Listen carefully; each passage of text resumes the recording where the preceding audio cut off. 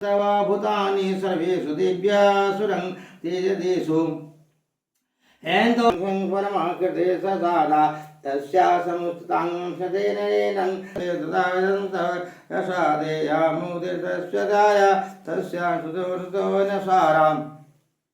मोक्षार्थितं यतोषे विद्या भवति परमाहि देवी शब्दाम्बिकामिता अनिदानं दुरितं भूतितं सुसमन्ना देवी त्रिया भवति भवो भवाया वार्ता जगत्त्रिमेघासु देवी सकलाय सारा दुर्गा च दुर्गा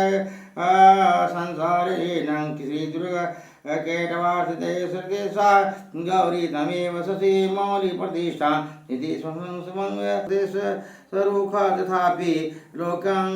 विलोके सुदयसन्ध प्राणाय मोक्षते महिषा तदेय चित्रं कृते यन्ति सुरोधसेना देवी प्रसीद परमा भवति भवाया तदोपि नश्यति कोपदे कुलानि विरतादं सेव तदस्वमेतं श्रियं बलं सुविलं महिषासुरेण ते सर्वे नुताय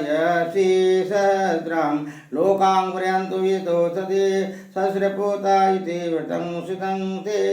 यस्वाद्विथङ्ग प्रभा निकरस्य तदेग्रि शूलाद शङ्कुं कृते तथोय प्राया